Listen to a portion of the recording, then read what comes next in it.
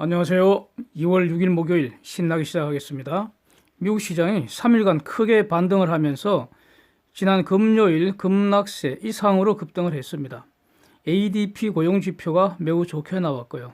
그러나 테슬라는 폭락세로 돌변을 했습니다.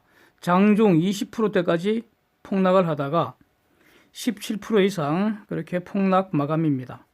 어제 오후에 제가 올렸던 테슬라도 공매도하고 다른 자동차 주식도 동시에 공매도하는 그런 합성 투자 전략이 유효하기를 한번 기대를 해보겠습니다. 다우 483포인트 1.68% 올랐고요. S&P 500 지수 1.13% 상승, 나스닥 0.43% 상승, 반도체 지수가 2.19% 올랐습니다. 마이크론 2.29% 올랐고요. 국채 수익률은 사물물 외에는 다 상승입니다. 장기채 수익률 더 많이 올라서 10년물 1.65%입니다. 3월 둘째 주 기준금리 인하 확률 7%로 다시 급락을 했습니다. 달러 지수 98.1로 올랐고요. 원달러는 1184원으로 찔끔 올랐습니다. 원엔 10.78로 하락, 위안달러는 6.97로 하락입니다. 유가는 3%대 이제 급등을 해서 그러나 WTI는 51불선입니다. 브렌트도 55불선이고요. 데이터 정리합니다.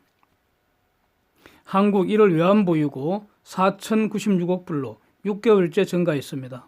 태국이 금리를 1%를 인하를 했고요. 유로존 12월 소매 판매 전년비 1.3% 증가, 예상치는 2.4% 증가였으니까 매우 부진합니다. 미국 30년 모기지 금리 3.71%로 하락이고요.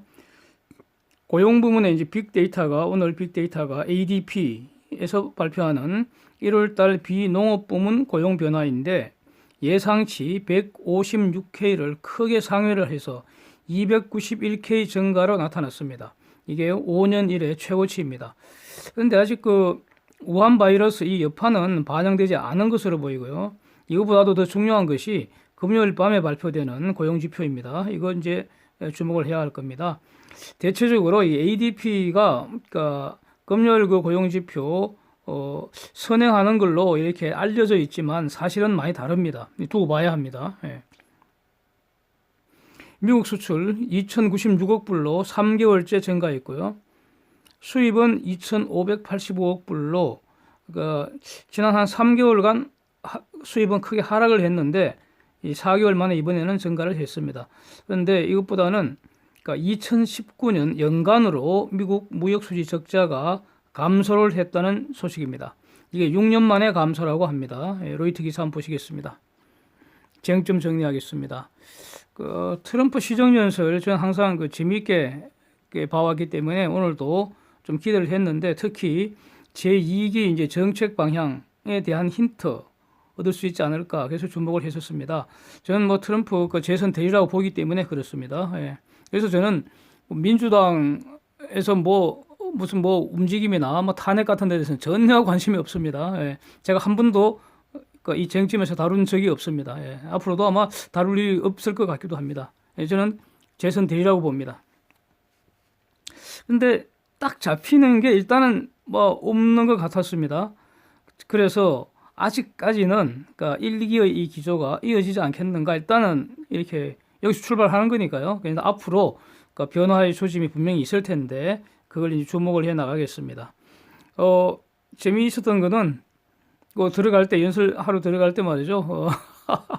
펠로시한테는 눈길도 안 줬다는 거죠. 악수하자고 내미는데 악수도 안 해버리고 그러니까 이제 펠로시는 짜증이 났는지 트럼프 연설문을 그냥 쫙쫙 씻었다는 거 아닙니까?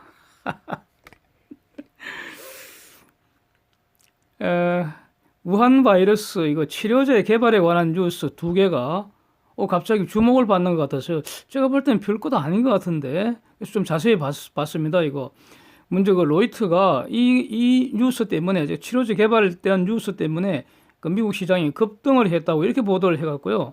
과연 미국 시장 급등이 중공 시골에서 치료제 개발됐다는 CGTN, 이 CGTN이 차이나 글로벌 텔레비전 네트워크 이거는 저도 종종 봅니다. 이게 보는 이유는 어떤 그 쟁점에 대해서 도대체 중공애들 뭐라고 선전하는지 그 궁금해서 봅니다, 저는. 예.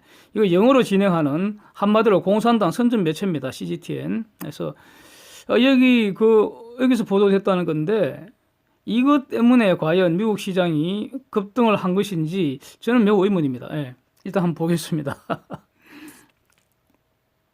1번에요. 그 저장성에 있는 중공팀들이 뭘 했다는 거 아닙니까? 뭘 했다는 거죠. 예. 뭘 했는가 하면은 팩트는 이겁니다. 시험관에다가 우한 바이러스가 감염된 시험용 셰프를 냅두고요. 다 이렇게 시작하겠죠. 예. 자신들이 발견했다는 어떤 물질을 집어넣어 보니까 바이러스 확산이 좀 느려지는 것처럼 그렇게 보이더라. 이게 다인 것 같습니다. 이게 팩트입니다. 그래서 이것을 환자들한테 약이라고 줬다는 거 아닙니까? 와, 이거 얼마나 위험하고 완전히 그 주먹구가 아닙니까? 가령 말이죠. 옛날에 그 조선시대 이런 때 어떤 약 초달에 먹고 나았다더라 이런 수준 아닙니까? 이게 딱 중공 수준인 거 아닌지. 저런 정도의 실험이라면은 지금도 한국을 포함해서 지구촌 온갖 실험실에서 아마 제가 정확하게 다 알지는 모르지만 분명히 수천, 수만 가지 아마 실시되고 있을 겁니다. 지금 완전히 큰 판이 벌어졌는데 백신 개발 경쟁, 당연할 겁니다. 그래서 중공이 발견했다는 그 물질이 바이러스 정식 억제한다는 그런 인과관계 명확히 밝혀지고 또 부작용 여부가 완전히 검토가 되고 그 다음에 약으로 사용될 다른 조건들이 쭉 있을 거 아닙니까? 그게 다 검토되고 나서 그래야 비로소 이제 약이라고 이렇게 사람한테 줄 수가 있는 이런 상황인데 근데 어쨌든 죽기 직전이라면은 지푸라기도 잡으려고 할 테니까 그러면 죽어가는 환자가 동의는 할 수는 있겠죠. 근데 저는 저런 뉴스 자체가 저는 비극이라고 생각됩니다. 오히려 그 환자의 절박한 상황을 악용을 해서 무자비한 임상 실험 자행되는 거 아닌지 그게 저는 오히려 우려가 됩니다. 지금은 그 가령 우한 바이러스가 걸렸다 하면은 제가 이해하는 건 이렇습니다. 대정치료죠, 대정치료. 정상에 대응하는 치료. 즉, 폐가 지금 망가지고 있다. 그러면 그 폐염 아닙니까? 그러면 폐에 있는 염증 그 자체를 치료를 할 수 있죠. 그거는 이미 다 알려진 치료법이 있으니까요. 그 의학 실력이겠죠. 염증 그 자체는 치료를 해줘야 되니까. 그리고 이제 그 몸의 면역력을 유지하고 이렇게 해서 몸이 바이러스를 이기도록 해야 되는 거죠. 바이러스 그 자체를 이기는 그런 물질은 아직 없다는 거 아닙니까? 만약에 그 장이 공격을 받았으면은 장에 그 염증이 생겼으니까 장에 있는 염증 그 자체는 기존의 의학 그 기술로 치료를 하고요.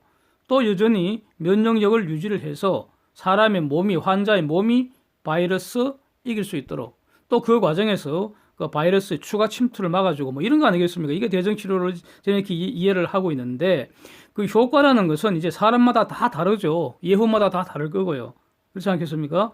그래서 기본적으로 의료 수준이 높다면 이렇게 이제 그 의사를 믿고 병원의 어떤 그런 여러 가지를 믿고 맡기면은 거의 대부분 확실히 치료할 수 있다고 봐야 합니다. 저는 그렇게 봅니다. 바이러스 걸린다고 다 죽는 거 아니잖아요. 제대로 치료하면은 죽는 경우보다 사는 경우가 압도적으로 높죠. 특히 한국은 의료 수준이 매우 높지 않습니까? 그래서 우한 바이러스 이 자체는 상당히 지금 퍼져나갈 가능성이 저는 매우 높다고 보지만 중공처럼 저렇게 대규모 사망사고로 이어질 가능성은 매우 희박하다고 그렇게 저는 생각을 합니다. 한국 의료 수준이 높기 때문입니다. 그런데 그래서 그 바이러스로 걸린 병 그러니까 폐렴이건 장염이건 이런 거는 기존에 있는 그런 의학 기술로 치료를 하고 그 몸속에 바이러스는 내 몸의 면역력으로 이기고 이렇게 하면은 확실하게 안정적으로 치료가 되는데 중공이 발견했다는 저 알지도 못하는 저 물질이 약인지 독인지 어떻게 압니까 저거? 저런 치료 여러분 같은 거 원하시겠습니까? 저는 절대로 동의하지 않을 것 같습니다. 한국 병원에서 저런 치료법 채택하지 않으리라고 생각합니다. 그런데 그러니까 치료제 개발보다도 더 중요하고 본질적인 것이 바로 백신 아닙니까? 지금 이게 엄청난 속도로 이렇게 바이러스가 퍼져나가고 있기 때문에 이거 걸려서 죽기 전에 치료받는 게 문제가 아니고요. 안 걸리도록 예방이 되어야 지금 경제가 제대로 돌아갈 수 있는 거 아니겠습니까? 우리 지금 그 사람 뭐 가령 독감으로 수천 명, 수만 명 죽어도 그 별로 신경 안 쓰지 않습니까? 우리는 그 컨트롤할 수 있다고 보기 때문에. 그래서 경제 전체에 대해서 우리가 지금 포인트를 맞추고 있다면 여기서는 백신 개발 여부가 이제 쟁점이 된다. 이런 의미입니다. 네? 그런데 아직 백신 개발에 대해서는 진전된 소식이 전혀 없다는 것이 이 시각까지 팩트로 보입니다. 예? 그래서 그 중공팀들이 발견했다고 하는 저 물질이 백신과는 아무런 관련이 없다는 거, 이것도 100% 확실한 것 같고요. 그렇습니다. 이제 두 번째로 영국의 대학팀들이, 그게 뭐 임페리얼 칼리지라고 합니다. 뭐 영국은 어느 정도 수준이 있으니까 대학 이름을 제가 이렇게 말을 하겠습니다. 뭐 중공에 있는 뭐 저장성에 알 필요 없을 것 같습니다. 예. 그래서 영국 그 임페리얼 칼리지 팀들이 발표한 거는 통상 일반적으로 바이러스 백신 개발 과정에서 임상 실험까지 보통 한 2, 3년 걸린다는 겁니다. 이거를 혁신적으로 단축을 해서 14일 정도로 할 수 있는 그런 방안을 찾았다. 이게 전부 다입니다. 다시 말하면 지금 퍼지고 있는 우한 바이러스에 대한 것이 아닌 것으로 보입니다. 이 연구팀 리더라고 하는 그 로빈 세특이라는 교수가 아직 신종 코로나 바이러스에 대해서는 아는 바가 거의 없다. 이렇게 말했다는 거 아닙니까? 그래서 이거 기사 내용을 가만히 보니까요. 그 이면에 있는 거를 제가 딱 저한테 오는 감은 이런 겁니다. 제가 보기에는요, 돈 없어서 연구도 할 수 없으니까 연구비 지원 더 해달라. 이게 안고인 것 같습니다. 예. 지금은 돈이 없어서 더 연구 못 한다는 겁니다. 예. 그런데요, 돈 줄지 말지 판단을 하기 위해서는, 저 임페리얼 칼리지 대학팀이 말하는 게 맞는지 틀리는지 먼저 조사를 해야 될 거 아닙니까? 예? 과연 저 연구가 연구자들이 말하는 그러한 가치, 즉 돈 줄 가치가 있는지 먼저 판단을 해야 할 거 아닙니까? 예. 전 세계의 연구팀들이 수백, 수천 팀이 있을 거 아닙니까? 다들 자기들 연구가 제일 좋다고 광고질, 로비질 엄청 할 거 아닙니까? 예? 당연하죠, 뭐. 예. 그 중에서 이제 옥석을 가려서 적절하게 연구비 투자도 분산 투자를 해야지 리스크 관리가 될 거 아닙니까? 예? 이런 연구개발 투자는 거의 도박과 같습니다.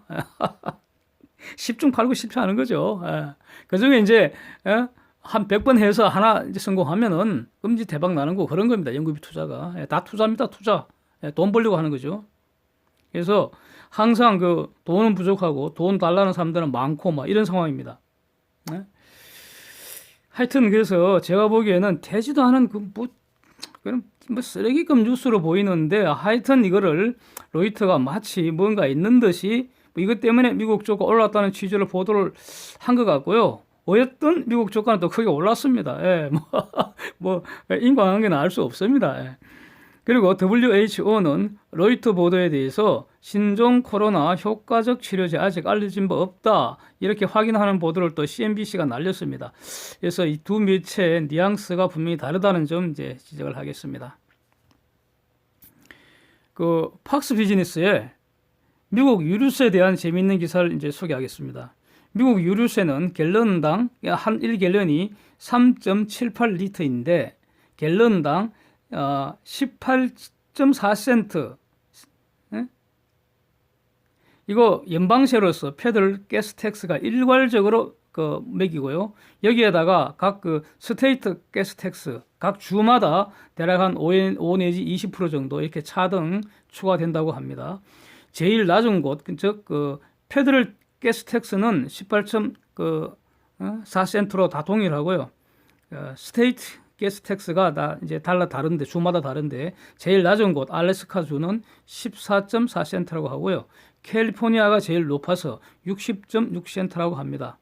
그래서 제가 산수를 해봤습니다. 예.